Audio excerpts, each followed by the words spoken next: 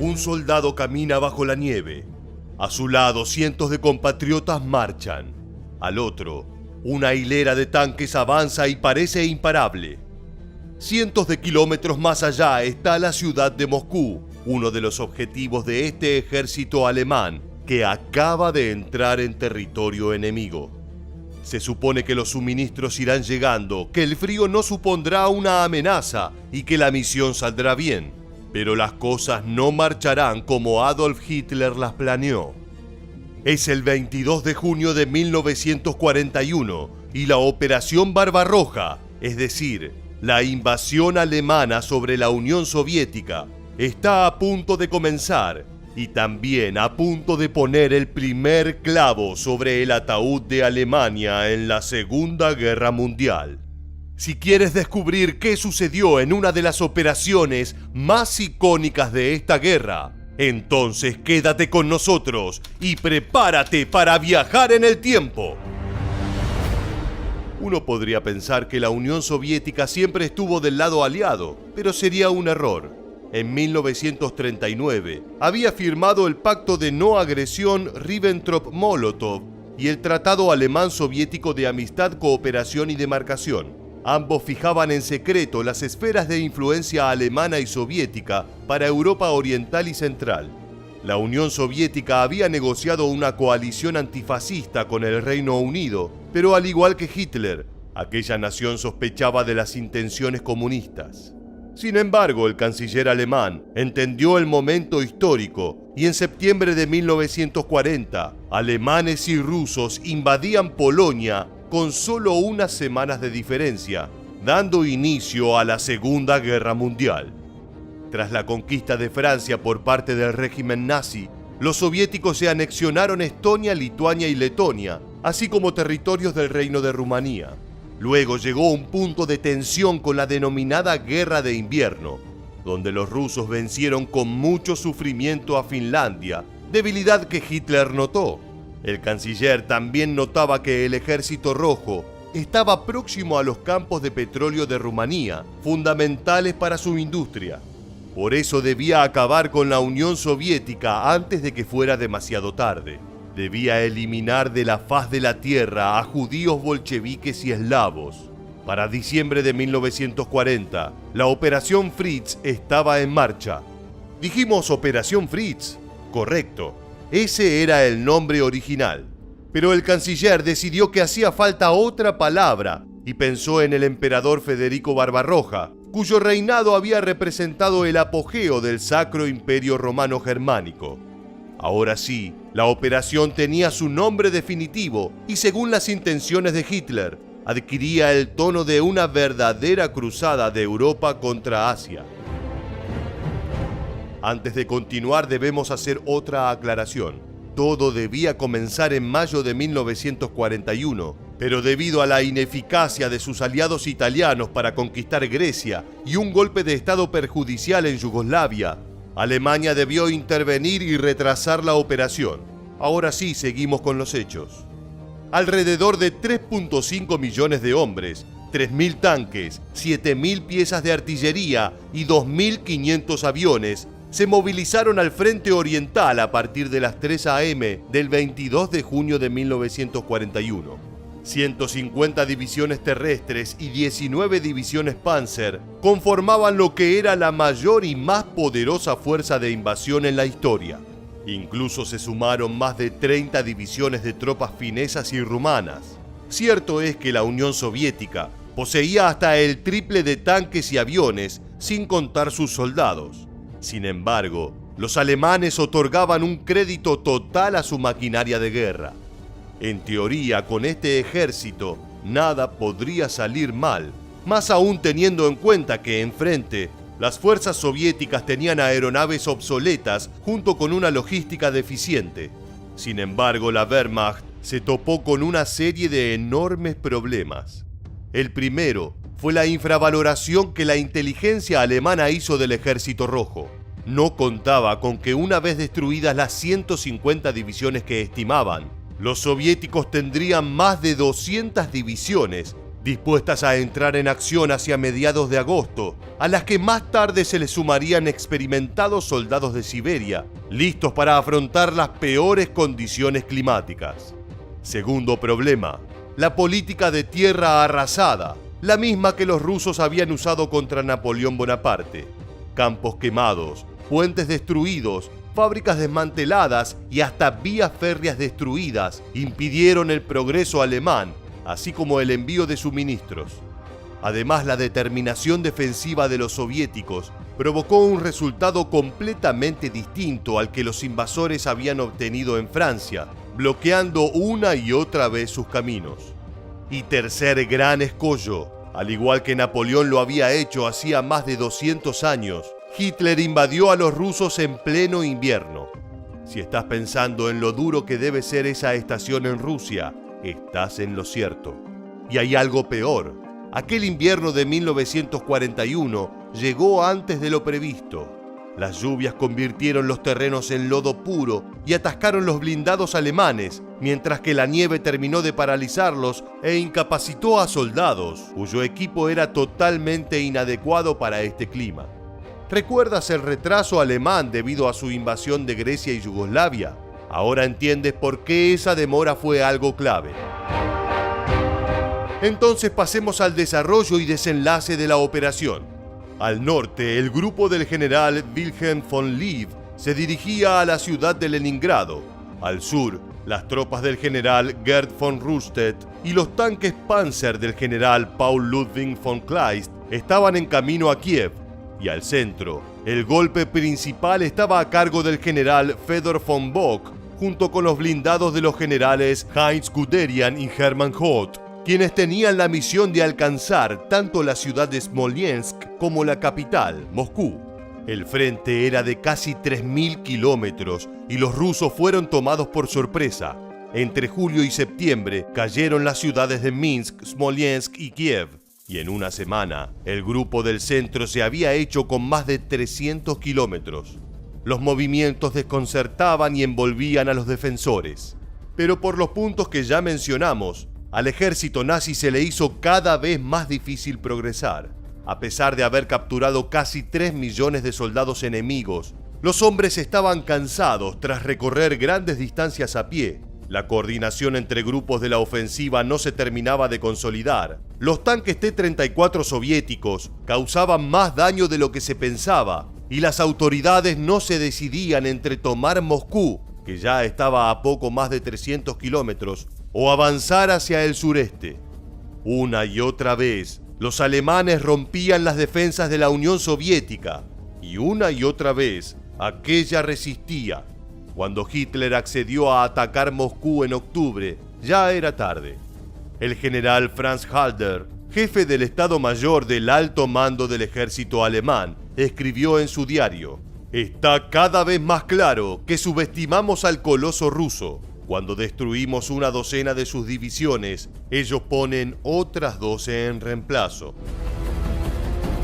En total, Alemania tuvo casi 800.000 bajas, con cerca de 200.000 fallecidos, y perdió más de 2.500 tanques y 3.500 aeronaves. Por su parte, la Unión Soviética superó las 5 millones de bajas, con más de 800.000 muertos y más de 20.000 tanques y 20.000 aviones neutralizados. A principios de diciembre, la primera gran contraofensiva soviética ordenada por el general Georgy Zhukov aprovechó el refreno alemán y atacó prácticamente todos sus sectores. Por más que el ejército rojo sufriera grandes pérdidas, Barbarroja había fallado. Ya llegarían los triunfos soviéticos en las batallas de Moscú, Stalingrado y Kursk. Pero esa ya es otra historia. Un bombardero alemán lanzó un proyectil a Puck, aldea pesquera y base aérea. A las afueras de Danzig, el barco Schleswig-Holstein disparó directamente al depósito de municiones subterráneos en Westerplatte. Era un día gris con lluvia ligera. Así describe el medio de comunicación Time los primeros acontecimientos del 1 de septiembre de 1939. Días más tarde, el Blitzkrieg aún sorprende a Polonia desde todas las direcciones y la Unión Soviética prepara su entrada al conflicto. Miles de tanques y aviones se unen a un ejército alemán que supera el 1.000.000 de hombres. Pero, ¿por qué Adolf Hitler eligió a este país limítrofe para su invasión y cómo se desarrolló la ofensiva? Acompáñanos en este nuevo episodio de Historia Militar para descubrir todo lo relativo al suceso que dio inicio a la Segunda Guerra. ¿Estás listo? ¡Prepárate para viajar en el tiempo! En 1939, más de 20 años habían pasado desde la restauración del Estado de Polonia y la aparición de su Segunda República, la cual recuperó la independencia del país tras 123 años. Aquella sumaba 2 tratados de no agresión firmados con la Unión Soviética y Alemania en 1932 y 1934 respectivamente. Parecían, en fin, 2 décadas de absoluta paz y soberanía. Pero la sombra de la Primera Guerra Mundial seguía presente. En 1919, el Tratado de Versalles le había quitado un 13% de territorios europeos a Alemania. Algunos habían sido trasladados a Polonia, país que Hitler consideraba una creación artificial de los aliados. Entre ellos estaban el corredor de Danzig y la región de Silesia. Después, en 1938, deseosos de evitar una nueva guerra, el Reino Unido y Francia le entregaron la región de los Sudetes a Adolf Hitler. Luego, en marzo de 1939, la Wehrmacht invadió el resto de Checoslovaquia. Polonia había aprovechado la oportunidad para hacerse con un área de dicha nación. Por lo tanto, centrado tanto en la teoría del espacio vital como en la cercanía geográfica, Hitler utilizó la ocasión para reclamar lo perdido. En 1939, el dictador sorprendió al mundo con su alianza con la Unión Soviética. Finalmente, la propaganda nazi declaró que Polonia, el Reino Unido y Francia habían planeado desmembrar a Alemania y perseguir a la etnia germana. Además, las SS y el ejército realizaron un falso ataque polaco a una estación de radio. La invasión ya tenía justificativos. El 1 de septiembre de 1939, 1.500.000 soldados, 9.000 piezas de artillería, sumado a más de 2.000 aeronaves y 2.500 tanques, partieron hacia el este. El ataque se basó en el plan Fall-Weiß, uno pergeñado por la Wehrmacht en febrero de 1938. Comandado por el general Keir von Rundstedt, el grupo de ejércitos sur ingresó a Polonia desde Moravia y Eslovaquia. El general Fedor von Bock avanzó desde Prusia con el grupo de ejércitos norte y el tercer ataque también estuvo a cargo del grupo sur con 50.000 unidades de Eslovaquia. Hitler ordenó que la conquista debía terminar en 6 semanas.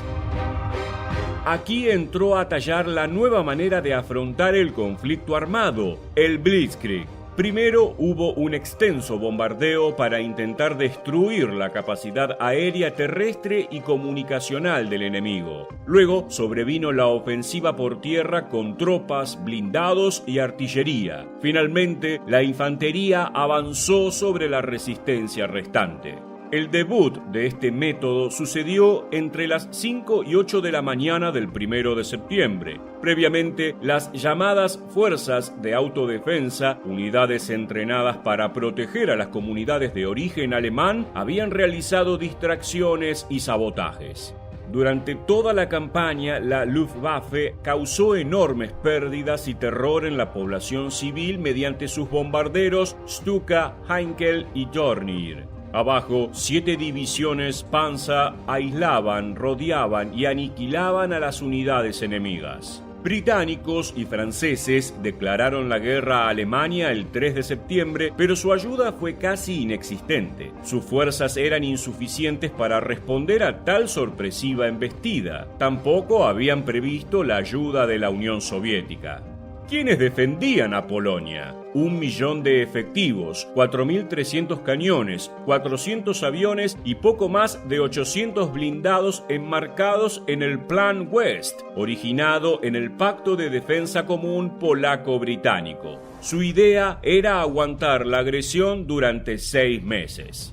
Sin embargo, entre un terreno con desventajas, líneas defensivas dispersas, envíos de suministros desprotegidos y la vulnerabilidad de 1/3 de las tropas al movimiento de pinzas enemigo, las fuerzas polacas se vieron inmersas en una especie de trampa. Más aún, la propaganda del gobierno avisaba que una invasión alemana sería fácilmente repelida, así que la población civil no estaba lo suficientemente preparada. Si bien el ejército del comandante en jefe Edvard Trzymue logró sostener el combate durante 27 días, siempre estuvo mal equipado y cometió varios errores estratégicos. Uno de ellos fue el choque directo con los alemanes en vez de retroceder a posiciones defensivas de mejor calidad, tales como los ríos Vístula y Sam.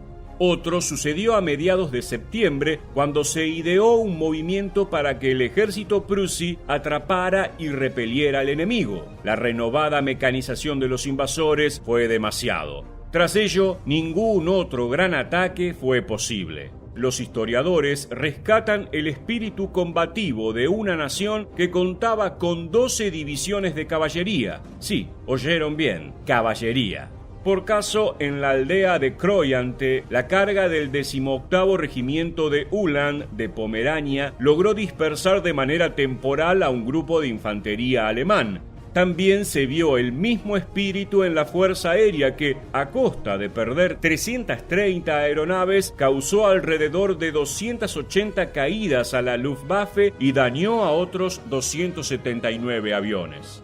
No obstante, en menos de 2 semanas, los alemanes aislaron la capital, Varsovia. Para el 17 de septiembre, la defensa polaca buscaba reorganizarse en la cabeza de Puente Rumana, región ubicada al sureste. Entonces llegó la segunda parte de la invasión. Aunque la Unión Soviética se había tomado tiempo para asegurar sus fronteras con Japón, ahora arribaba con más de 800.000 hombres, 4.500 tanques y 3.000 aviones, rompiendo así el pacto de no agresión. Los soviéticos expresaron que protegerían a las minorías orientales de Ucrania y Bielorrusia de un gobierno polaco que las había abandonado. El 27 de septiembre, Varsovia se rindió, y el 6 de octubre lo hizo la última unidad polaca. Alemania anexó el área occidental de Polonia, mientras que la Unión Soviética se quedó con la parte oriental. El 23 de octubre, la zona que no pertenecía a ninguno de los dos quedó bajo control alemán por medio de la administración denominada Gobierno General. Cerca de 66.000 tropas polacas murieron en la lucha. Además, 420.000 fueron capturadas por los alemanes y 240.000 por los soviéticos. 120.000 lograron escapar a Rumania, Letonia y Lituania. La mayor parte de la flota también pudo evacuar hacia el Reino Unido. En comparación, las fuerzas alemanas tuvieron cerca de 17.000 fallecidos, 30.000 heridos y 3.500 desaparecidos, con 236 tanques y 800 vehículos inutilizados. Por su parte, el Ejército Rojo sufrió la pérdida de cerca de 1.500 hombres, con más de 2.300 heridos y 43 tanques destruidos.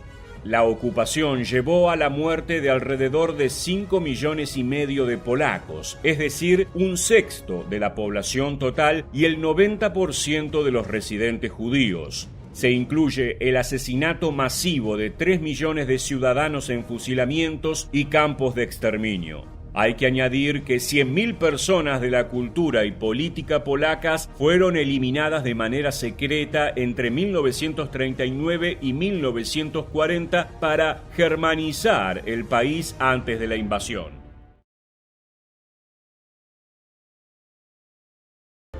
El 3 de septiembre de 1939, Francia le declaró la guerra a Alemania, luego de que los ejércitos de Adolf Hitler invadieran Polonia.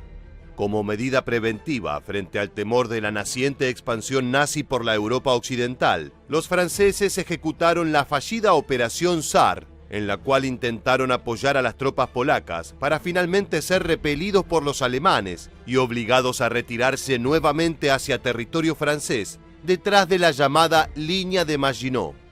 Durante 2 semanas, los franceses, con ayuda de los británicos, montaron una fila defensiva a lo largo de la frontera con Bélgica, en un periodo recordado como la Guerra de Broma.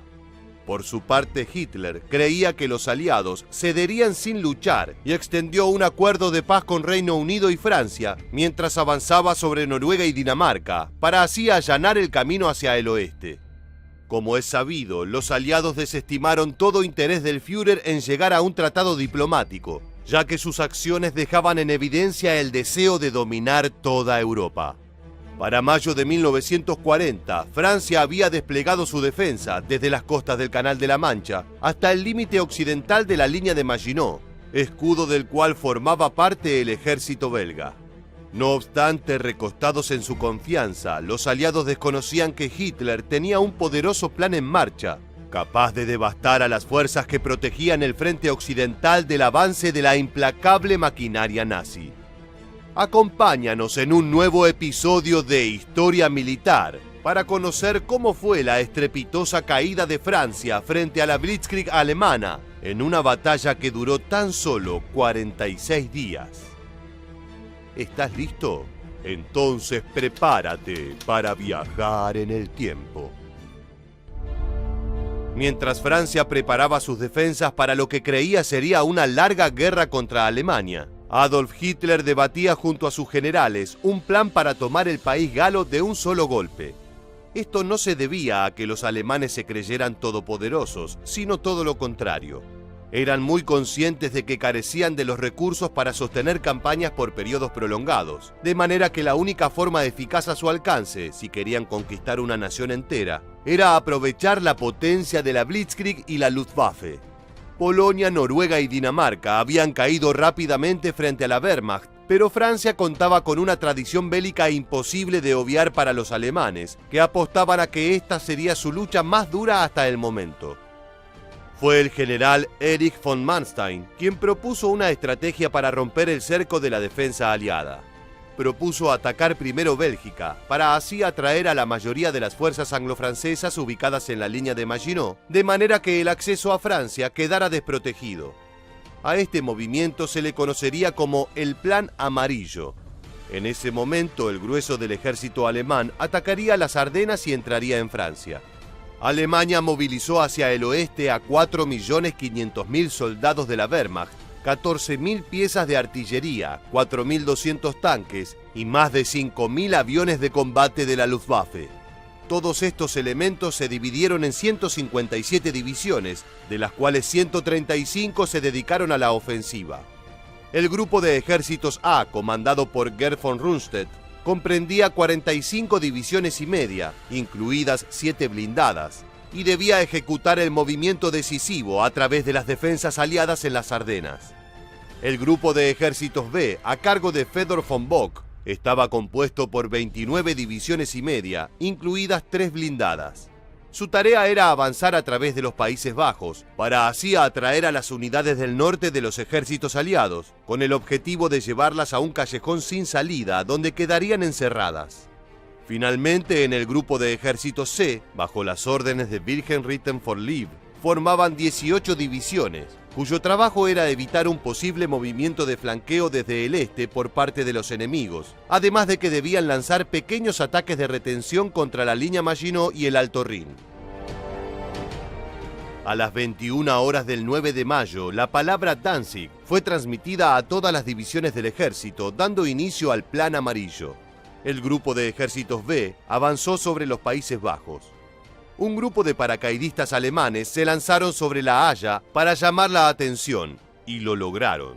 Los altos mandos franceses respondieron inmediatamente a la amenaza, enviando hacia el norte al primer grupo de ejércitos, compuesto por los mejores elementos de las fuerzas francesas. Esto comprometió profundamente la defensa de la frontera. Al llegar, las tropas de Francia encontraron que los neerlandeses ya estaban en plena retirada. la Luftwaffe había bombardeado brutalmente a Países Bajos, mientras que las divisiones Panzer empujaban la línea de combate en tierra. En Bélgica, la Luftwaffe también logró imponer su superioridad aérea con bombardeos, mientras que los escuadrones de paracaidistas se ocuparon de tomar puentes sobre el Canal de la Mancha.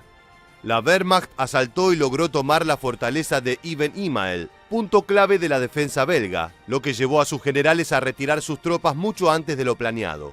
El país también había caído frente a Hitler. En las Ardenas, el grupo de ejércitos A se enfrentaba a las tropas montadas francesas, que junto a la división motorizada belga, lograron retrasar el avance de la Wehrmacht. Sin embargo, la resistencia, aunque intensa, fue momentánea. Hitler había concentrado a su mayor poder blindado en el avance contra Francia, por lo cual las divisiones Panzer lograron abrirse camino frente a la infantería enemiga. Esto, no obstante, también causó dificultades en el propio avance de los alemanes, ya que los belgas habían llenado el camino de obstáculos, lo cual causó una congestión debido a la gran cantidad de vehículos. Tras una demora de 8 horas, los alemanes lograron retomar su camino. La Luftwaffe llevó a cabo una de las misiones de bombardeo más grandes de la historia, cuando 2 escuadrones efectuaron 300 misiones contra las posiciones defensivas de los franceses. La infantería alemana se lanzó contra los fuertes galos y a costa de miles de vidas lograron penetrar la línea enemiga. La Wehrmacht logró propagar el caos por la ciudad de Sedan. Aprovechando el ímpetu del ataque, los alemanes continuaron avanzando hasta el punto de lanzar operaciones en la retaguardia de la línea Maginot sobre la comuna de Stonne. El alto mando francés sucumbió al derrotismo. El 15 de mayo, el primer ministro francés Paul Reynaud telefonió a Winston Churchill y le aseguró: «Fuimos derrotados, estamos superados, hemos perdido la batalla». Churchill viajó a París, donde se involucró en la estrategia defensiva y junto al general Maxime Weygand lanzaron una contraofensiva para sorprender a la cansada Wehrmacht. En la batalla de Arras, los franceses golpearon duramente a los alemanes, pero la inercia del avance de Hitler era tan poderosa que para esa altura era imposible detener la ocupación del país. No quedaba más opción que intentar salvar a la mayor cantidad posible de soldados y civiles. El 26 de mayo comenzó la Operación Dínamo, mejor recordada como la evacuación de Dunkerque. Se estima que más de 340.000 soldados aliados lograron escapar, aunque todo indica que la mayoría eran ingleses. Alemania continuó avanzando por una Francia que oponía poca resistencia, completamente desmoralizada desde dentro. El 10 de junio, Italia se sumó a la guerra contra el país galo, destruyendo cualquier posibilidad de esperanza. El 22 de junio, el último bastión defensivo, el segundo grupo de ejércitos aliados, se rindió, dando el triunfo a Hitler, quien viajó a Francia el 25 de ese mismo mes para hacer efectiva la ocupación, que se mantendría hasta el último año de la Segunda Guerra Mundial. Luego de conocer todos los detalles sobre la batalla de Francia, queremos conocer tu opinión. ¿Crees que la brutal derrota sufrida por Francia fue debido a una mala estrategia o a un brillante accionar por parte del ejército alemán? Déjanos tu respuesta en la bandeja de comentarios aquí debajo y no olvides suscribirte a nuestro canal. También recuerda seguirnos en Facebook e Instagram para conocer muchos más sucesos militares que dejaron su huella en la historia. Esto fue todo en un nuevo episodio de Historia Militar. Muchas gracias por acompañarnos hasta el final y permanece atento a nuestro próximo video.